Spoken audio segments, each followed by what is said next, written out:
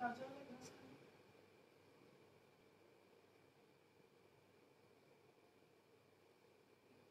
कमजोर आ रहा है चेहरा पर।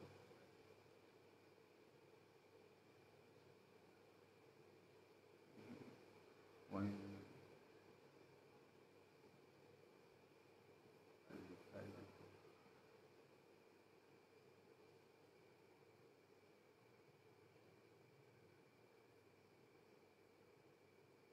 नमस्कार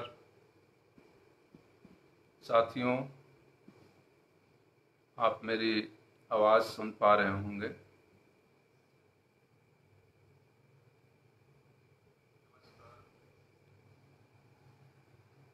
आज हमें कविता पाठ करने का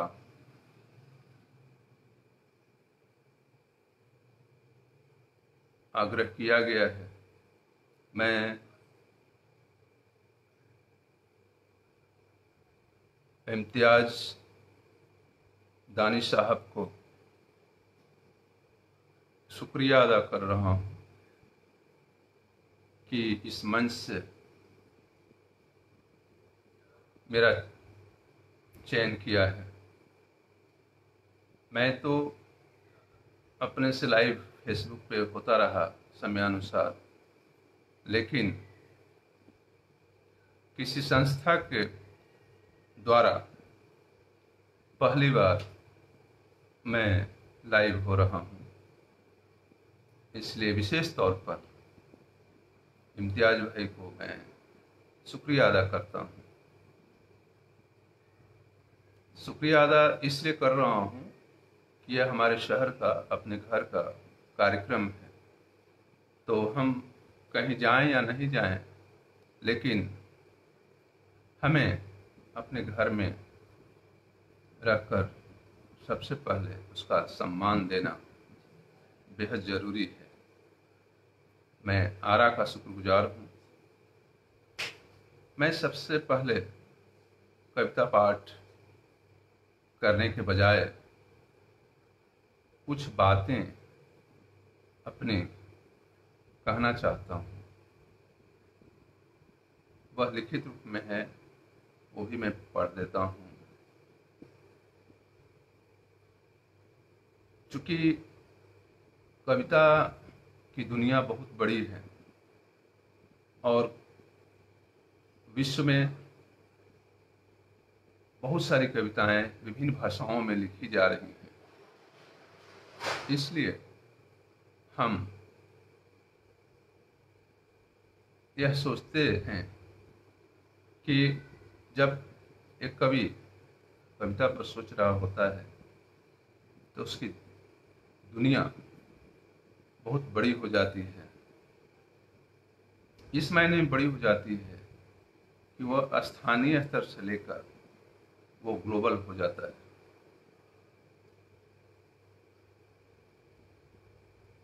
कविताएं बहुत सारे लोग अच्छी लिख रहे हैं। तो अपनी छोटी सी बात मैं कहना चाहता हूँ कि जीवन और कविता दोनों मूल्यवान हैं। जीवन की कसौटी पर खरा उतरना मुश्किल है। सीधा सा कारण है, हम जैसे जैसे बड़े होते जाते हैं, आंखें सब बताती चलती हैं। परिवार की आकांक्षा की पूर्ति न होना और संवेदनशील हो जाना, संवेदनशील हो जीवन की धारा में बह जाना आदर और आदत की बात है। जहाँ से कविता की धारा बहती है, शुरू होती है, फूटती है और निरंतर बह जाने को मन करता है। आदर हम प्रकृति को देते हैं, जहाँ चिड़िया, वृक्ष, फूल, तृण, पहाड़, सागर, घाटियाँ और कंदराएं हैं। बर्फ और गर्मी, बरसातें और नमी है। मित्रों, मैं अपनी बात कह रहा हूँ, अभी कविता पाठ नहीं कर रहा हूँ। चूंकि आदत जीवन की बहुत बड़ी बात है किसी भी सृजनकर्ता की आदत उसका लेखन कार्य है। लेखक कहाँ से जोड़ता है अपने को? पहले परिवार से और तब समाज से। परिवार भी एक समाज है जहाँ संपूर्ण जीवन संघर्ष की आंच में तपते हुए मिट जाता है, और तब जुड़ी और बची रहती है कविता। कविता की भूख जीवन की भूख है, जीवन की भूख कविता की भूख है।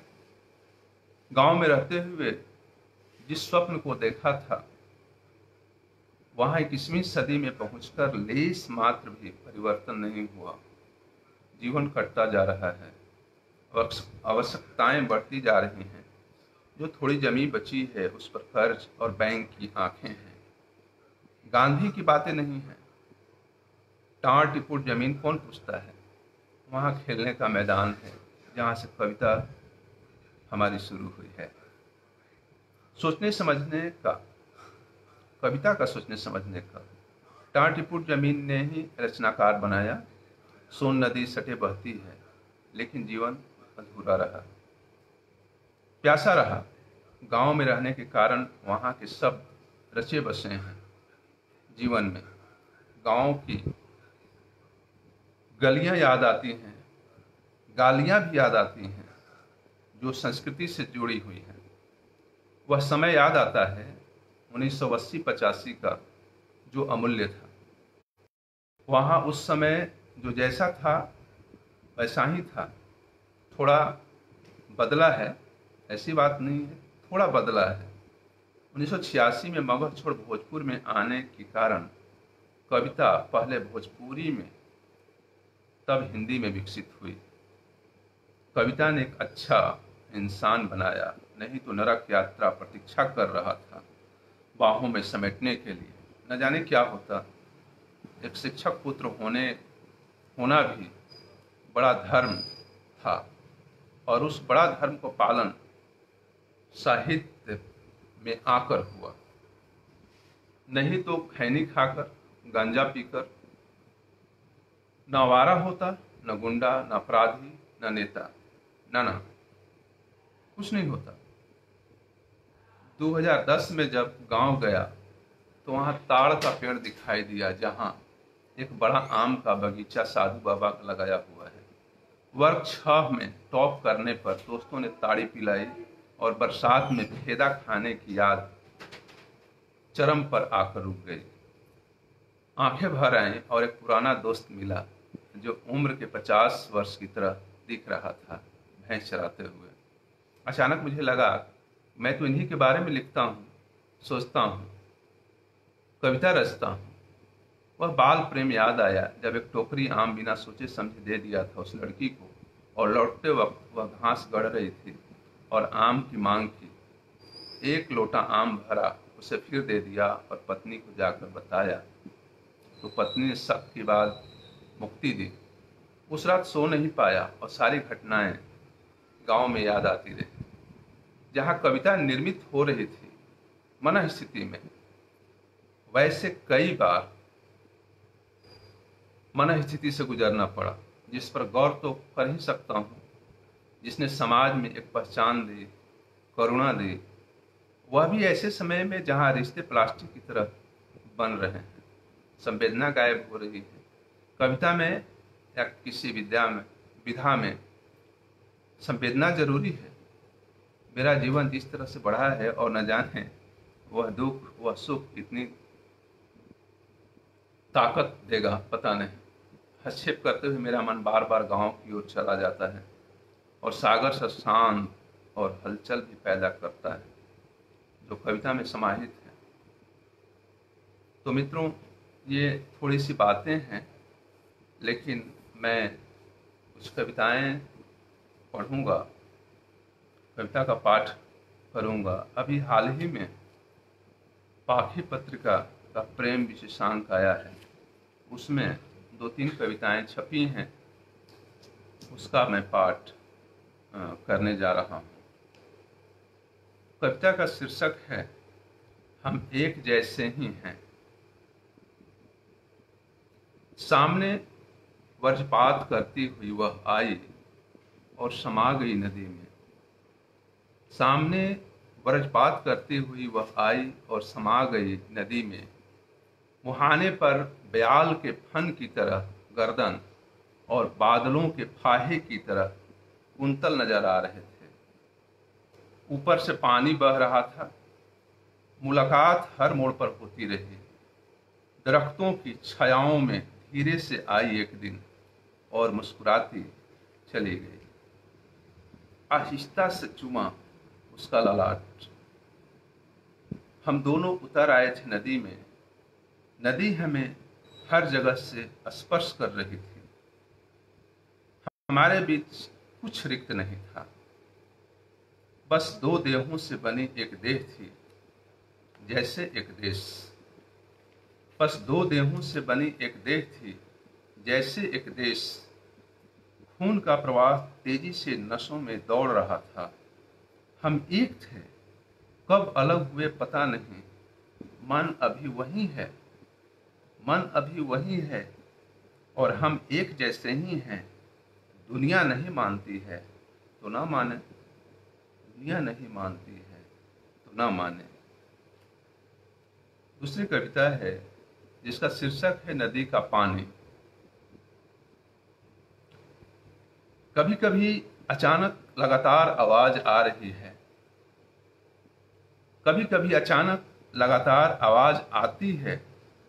चिड़ियों की जगह किसी विज्ञापन की, कभी पानी की गड़गड़ाहट की जगह बाढ़ के हाहास की, अपनों की जगह खराब सपनों की, पत्तों की खरखराहट की जगह ट्रेन में खर्राटे की, धान की फसल के रंग की जगह आंधी के भूकंप के धूसर रंग, प्रेम करते हुए कबूतरों की जगह बूढ़े नेता के द्वारा बलात्कार। उस जगह की बहुत याद नहीं आती है, जहाँ उस जगह की बहुत याद नहीं आती है जहाँ बड़े बड़े पोस्टर, बैनर और चुनाव की होती है घोषणा। फोन की आवाज की जगह मांगता है प्यार से पासवर्ड एटीएम कार्ड का। हर रोज कोई धीमा नहीं बोलता कि रुलाई दे जाती कोई स्त्री पड़ोस की। अभी तो ठीक से दाल रोटी चावल पर बात ही नहीं हुई कि घर तोड़कर छोड़कर पुल बनाने की बात होने लगी। गांव में शहर की चलन है अब, गांव में शहर की चलन है अब। कौवा और कोयल की बोली कहाँ है, थोड़ी सी लड़कियों की हंसी बची है और आसमां का रंग। हम खेत पटाने जा रहे हैं लाठी लेकर, आप मॉल में कैमरे निहारते रहिए, आप मॉल में कैमरे निहारते रहिए। कविता का शीर्षक है फूल के पौधे। मेरे पास दो फूल हैं, तीसरा फूल तुम हो। मेरे पास दो फूल हैं, तीसरा फूल तुम हो। दरअसल फूल के पौधे जगमग करते गमकते हुए जंगल से मेरे आंगन में हैं आज। तुम पृथ्वी में समेटे बीज हो, चांदनी की रोशनी में सोने की ताबीज। मेरे दोनों कंधे और दोनों पैर में बल अतिरिक्त आ चुका है। रंग और स्वर, ताल और नाद, समय और सोपान के बीच नहीं, पूरी शक्ति हो। आओ आओ बाहों में भर जाओ मेरी गुसैल प्रेमिका। नदी की छोर को छोड़ दो और बांह पकड़ लो, पार कर हंसेंगे जोर से जैसे बच्चे हंसते हैं जी भर जी भर। अपनी पुस्तक एक ऐसी दुनिया की तलाश में, इससे कुछ कविताएं पढ़ रहा हूँ, आप सबों को अच्छी लगेगी। अक्सर हाँ इससे कविताएं हर जगह सुनाया करता हूँ। जैसे एक कविता है पहले पहल जो हंस फरवरी 2003 में प्रकाशित हुई थी। पहला शब्द, पहली बातें, पहला शब्द, पहली बातें, पहला वाक्य, पहली मुलाकातें, पहला प्यार माँ का, पहला प्यार माँ का, और मेरी पहली नज़र माँ के पैरों में लगे अलते पर, पहली गुमान सुंदरता की, पहली लड़की का स्पर्श गुलाब सा, पहला दोस्त विकलांग, पहली पढ़ाई करहा के किनारे झोपड़ी में, पहले पहल करते करते पहला पहला नहीं रहा, जहां पहले से पहल थी, जहां पहले से पहल थी।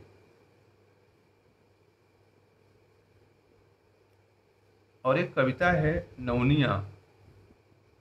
काया माया और गांव की छाया एक होने पर नौनिया होती है।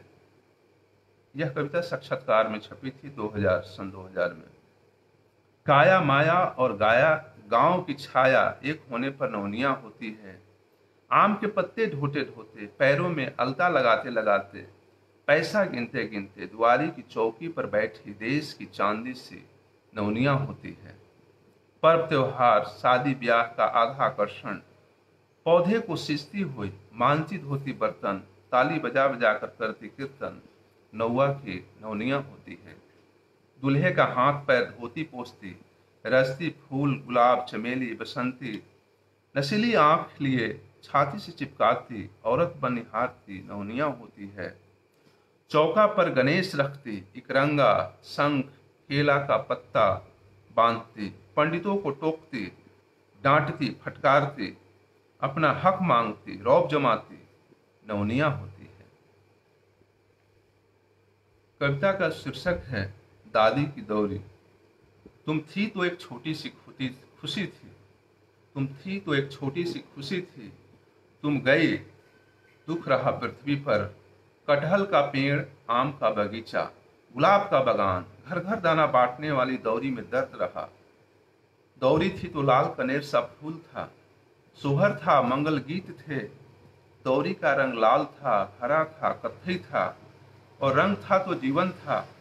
सच ही तो था कि तुम दुख को सुख कहती, सुख को ईश्वर की कृपा, प्यार करती रंभाती खूटे की गाय को, मेरा माथा चूमती, हाथ रखती छाती पर तो जी भर आता। तुम नहीं तो कुछ भी नहीं, तुम नहीं तो कुछ भी नहीं। लेकिन यह कैसा संयोग है, लेकिन यह कैसा संयोग है कि तुम्हारे नहीं होने के बाद भी तुम्हारी दौरी और बसंत और फूलों के तमाम रंगों से रंगी और अन्न के दानों से भरी है, अन्न के दानों से भरी है। कविता है नानी वाली नहर। हर सुबह हर मौसम में भजन गाती नानी नहा आती थी नहर में, माथे पर पल्लू डाले उम्र के आखिरी छोर पर भी घूंघट निकाल लेती और ख्याल रखती कि आ न जाए पैर के नीचे चींटी और केचुआ भी। नानी सपने में भी नहीं सोचती गांव में किसी की हत्या की बात। नहर का पानी छूती तो प्रणाम करती थी सूर्य को, निकलती तो धरती का पांव छूती कि हरी भरी रहे उसकी कोख। धान की बालियों की तरह गाती गीत। लेकिन इसी नहर पर जब मारे गए नाना, नानी को पानी छूते डर लगता था। अब नानी को लगता कि पृथ्वी हिलेगी, उखड़कर गिरेंगे पेड़, धरती फटेगी और नानी समा जाएगी। ऐसा करके उसी खराटू भरी नींद दूर चली जाती। एक दिन नानी ने देखा सपने में कि नहर का पानी सूख गया है और नानी के लड़के लगा रहे हैं कह कहे। साथ में नानी की भी थी छाया प्रतिमा। नानी जल की अजस्र धारा की तरफ उठी और देखते देखते फैल गई खेतों में। नानी के लड़के लगा रहे थे। नानी के लड़के पेड़ की तरह किनारे पर अड़े, नाना पुल की तरह खड़े। नानी बहती रही सोन का कछार का कर्ज लिए नहर में। इस घटना का आजादी के आंदोलन में जिक्र न हुआ, तो क्या हुआ, आज भी है नानी वाली नहर, आज भी है नानी वाली नहर।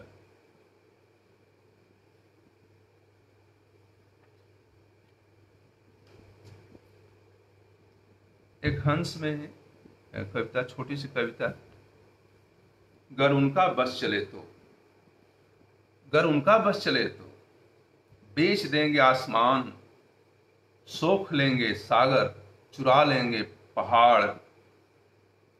बेच देंगे आसमान, सोख लेंगे सागर, चुरा लेंगे पहाड़।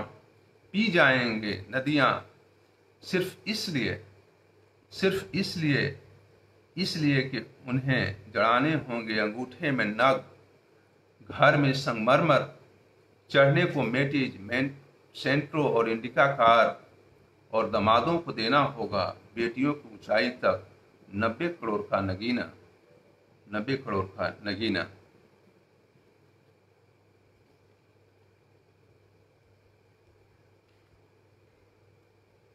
एक कविता है कपूर की तरह, मैं उड़ जाऊंगा पक्षी की तरह, मैं उड़ जाऊंगा पक्षी की तरह, डूब जाऊंगा बत्तख सा, सोने चांदी का चादर बना आसमान को ढक दूंगा। अवध मगध का सरहद पार कर कपूर की तरह छू मंतर हो जाऊंगा। मैं मर जाऊंगा गंदी खराब गलत सलत कविताओं की तरह। आलोचकों सावधान विश्राम।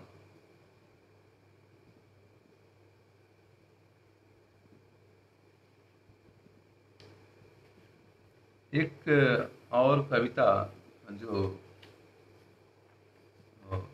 मैंने इसमें लगा के रखा है, जिसका शीर्षक है ओम जाप नाप माप।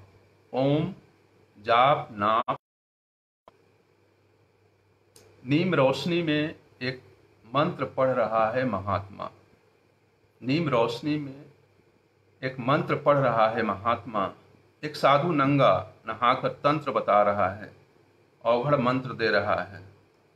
इस सारी प्रक्रिया में मंत्र तंत्र जंत्र कहीं नहीं है, किसी और के पास है। नमस्तस्यै नमस्तस्यै नमस्तस्यै नमो नमः। दिल्ली के दरबार में गाए जा रहे हैं भजन, दिल्ली के दरबार में गाए जा रहे हैं भजन, और ऐलान किया जा रहा है प्लानिंग 21वीं सदी की। इधर रो रहा है बच्चा मुंह में उंगलियां डाले। स्वास्थ्य विभाग की मशीनें खराब हैं, स्वास्थ्य विभाग की मशीनें खराब हैं, स्त्रियों की वेट लेने वाली। मंत्री के घर में शांति पाठ चल रहा है। नमस्तस्यै नमस्तस्यै नमस्तस्यै नमो नमः। खाट पर खांस रहे हैं काका, खाट पर खांस रहे हैं काका, और बिजली पानी की कमी, पढ़ाई में कमजोर हो रहे बच्चों की चिंता वशिष्ठ नारायण सिंह को सता रही है। खाट पर खांस रहे हैं काका और बिजली पानी की कमी, पढ़ाई में कमजोर हो रहे बच्चों की चिंता वशिष्ठ नारायण सिंह को सता रही है। कभी बड़बड़ाकर बोल रहे हैं, महान गणितज्ञ कहाँ है आर्यभट्ट। नमस्तस्यै नमस्तस्यै नमस्तस्यै नमो नमः। साथियों, इस तरह से कुछ कविताएं मैंने पहले संग्रह से पढ़ा, तो उम्मीद है कि आप सबों को अच्छा लग रहा होगा। समय मेरे पास 10 मिनट है, तो मैं कुछ और कविताएं पढ़ता हूं जो कि कविता पाठ के हैं, बात थे।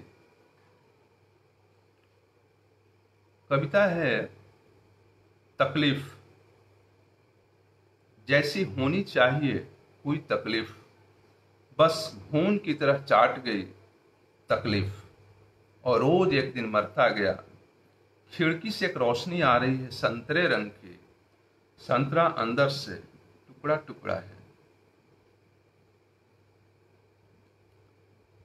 एक छोटी कविता आलोचना में सन 2009 में छपी थी। बर का पेड़, हरा भरा पेड़ बर का, हरा भरा परिवार अख्तर का, हरा भरा पेड़ बर का, हरा भरा परिवार अख्तर का, हरा भरा चेहरा बर के पत्तों सा नहीं रहा, नहीं रहा।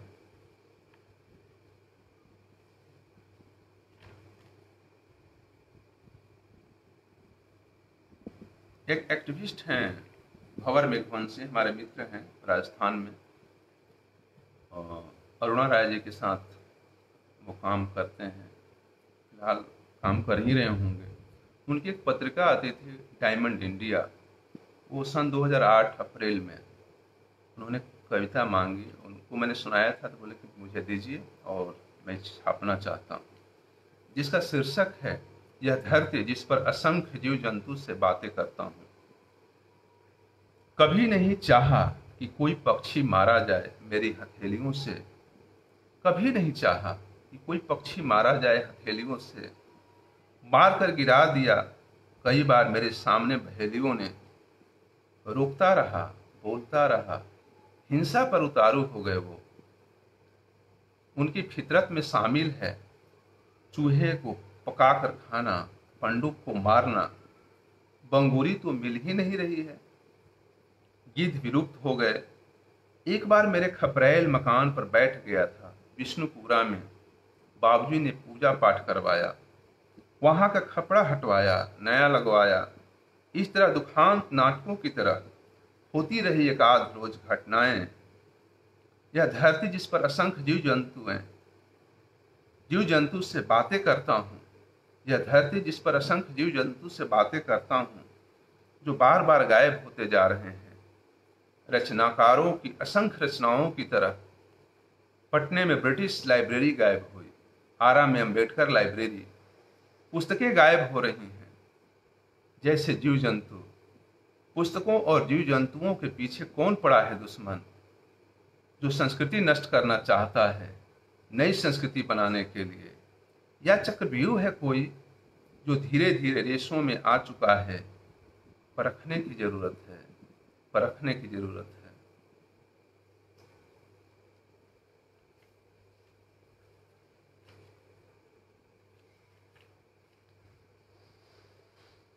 एक दो और कविता का पाठ करूंगा, क्योंकि बहुत समय लिया आप लोगों का, तो मैं चाहता हूं कि ज़्यादा बोर न करूं। तो कभी तो रात भर कविता सुनाता रहेगा तो ये अच्छी बात नहीं है, अब पहले वाली बात नहीं रही।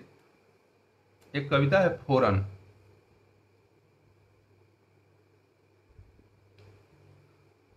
फोरन कविता का शीर्षक है। नदी किनारे खाना और फूलों का खिलना, शहर किनारे सोना और देहातों से मिलना, हर आंगन की धूप और बरसात में नहाना, नन्हे हाथों में धूल और बच्चों का मुस्काना, बादल का इंजोरा और एक सा हो जाना, भूख की मार और बाढ़ में मर जाना, फोरन डालती माएं और सुगंध का फैलना, एक तरह से रहना और मंत्री का पैसा बचाना, हाय हाय हो गई जिंदगी और डूब कर उतराना, पहाड़ सा जीवन और विधवा बन शर्माना, खो गया बचपन और खोज में रोज छटपटाना, खुशी के दीप और द्वीप से टकराना, हवा का झोंका और रात रानी का न महकना, धीरे धीरे जाना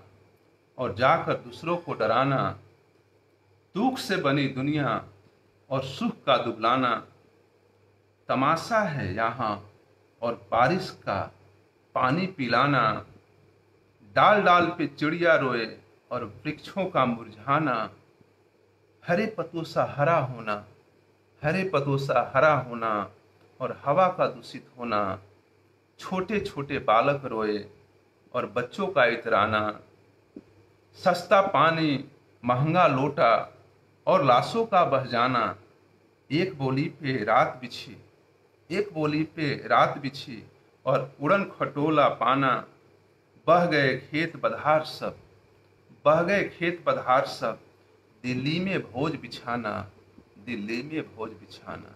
इस कविता का शीर्षक था फोरन।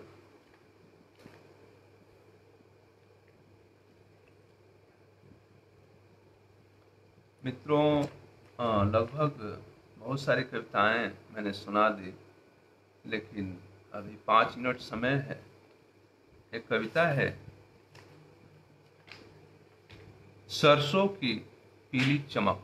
सरसों सरसों की पीली चमक सी आ रही रोशनी भुजाओं को आनंदित कर रही थी। सरसों की पीली चमक सी आ रही थी रोशनी भुजाओं को आनंदित कर रही थी। गंगा की तेज धार खून सलाल चेहरे को निगल रही थी। कई कई हाथ बढ़े, कई ने की छपाक छपाक। कुछ दूर जाकर मिली एक लाश, जो मिट्टी में रंग सा धूसर खुरदुरा चिताने पड़ी थी। उसके मुंह में सफेद झाग सा बुलबुले बंद हो चुके थे। वहां कोई और नहीं, भारत माँ की बेटी थी। भारत माँ की बेटी थी। और एक कविता, आंकड़ा।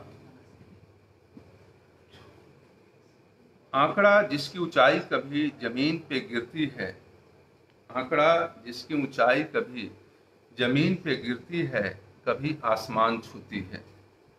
आंकड़ा जिसकी ऊंचाई कभी जमीन पे गिरती है, कभी आसमान छूती है। मुझे तो कभी कंकड़ सा लगता है, मुझे कभी कंकड़ सा लगता है, कभी पत्थर सा। पानी सा नहीं लगा आंकड़ा, जवानी सा लगा, चढ़ता है और उतर जाता है। आंकड़ा जिसकी परिभाषा माए नहीं जानी आज तक, आंकड़ा जिसकी परिभाषा माए नहीं जानी आज तक, कौड़ियों और खुदरे में लिपटी रही, कौड़ियों और खुदरे में लिपटी रही।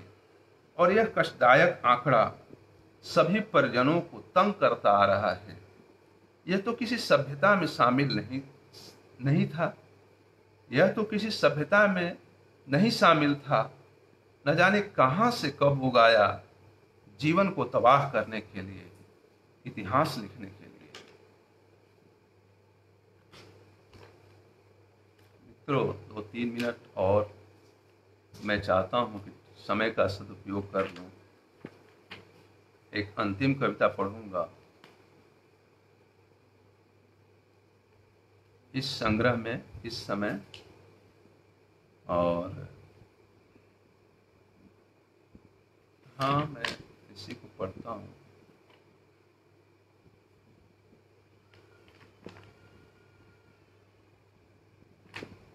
अरवा चावल। किसान के खेतों से उठकर आया, अरवा चावल शीर्षक है। किसान के खेतों से उठकर आया धान का बोझा, किसान के खेतों से उठकर आया धान का बोझा। उस बोझे से धान निकाला किसान, माथे पर ढोकर लाया घर। वो क्या जानता है कि बेटी पढ़ लिख कर नहीं जानेगी, वो क्या जानता है कि बेटी पढ़ लिख कर नहीं जानेगी धान का हाल चाल। किसान ने बेटी के यहाँ चावल भेजा, उसना चावल, अरवा चावल, मुढ़ी का चावल। किसान ने बेटी के यहाँ चावल भेजा, उसना चावल, अरवा चावल और मुढ़ी का चावल। बेटी नहीं जानती अरवा चावल कैसे बनता है। उसना चावल का कॉमन सेंस लगाकर पकड़ ली बात कि उसे उसीन कर बनाया जाता है। बेटी भोजपुरी इलाके से है, भोजपुरी शब्दों से वाकिफ।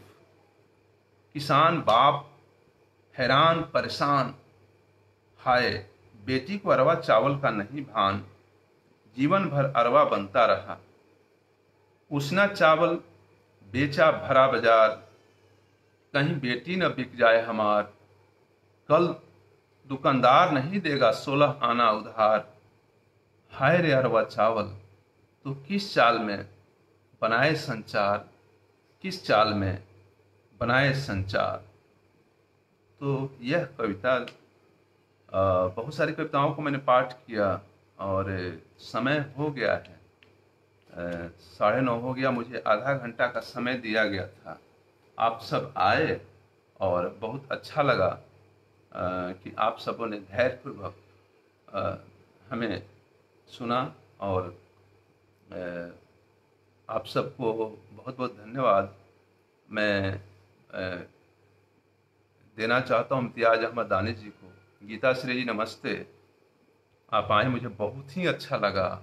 आप जल्दी से केयर करें, आपकी तबीयत ठीक नहीं है, मैं चिंतित हूँ।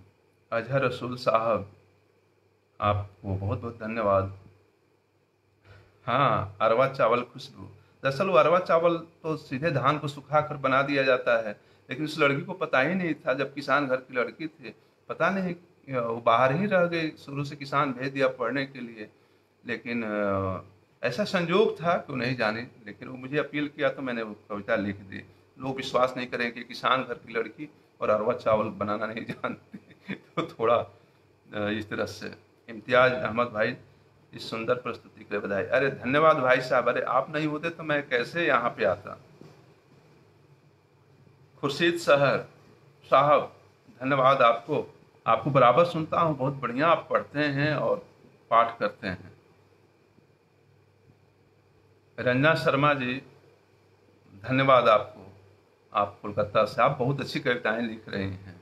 अभी आपकी कविता पढ़ी है पत्रिका में।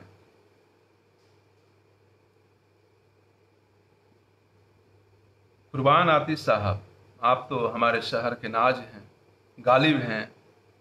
लोग कहते हैं, मैं भी कहता हूँ, कुर्बान भाई आप बहुत अच्छी गज़ल पढ़ते हैं। आपको बहुत बहुत धन्यवाद देता हूँ। समय ज़्यादा हो जाएगा, मैं ज़्यादा लोगों का नाम लूँ, मैं जल्दी जल्दी पढ़ देता हूँ। अविनाश रंजन जी, धन्यवाद आपको। मुकुंद देवरे साहब, आपको धन्यवाद। और अजहर रसूल साहब,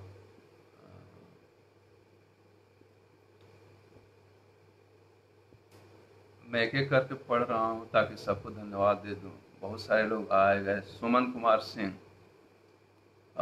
वो कविता मोबाइल में है और उस समय कविता पाठ कर रहा हूँ, मामा का मचान वाली तो बाद में किसी और बार। धन्यवाद सुमन भाई, आप आए। तो इस तरह से आप सबको धन्यवाद। बहुत सारे लोग हैं, छूट जाएंगे। विष्णुदेव तिवारी भैया नमस्ते। भाई साहब बहुत बहुत धन्यवाद, आप आए, बहुत अच्छा लगा।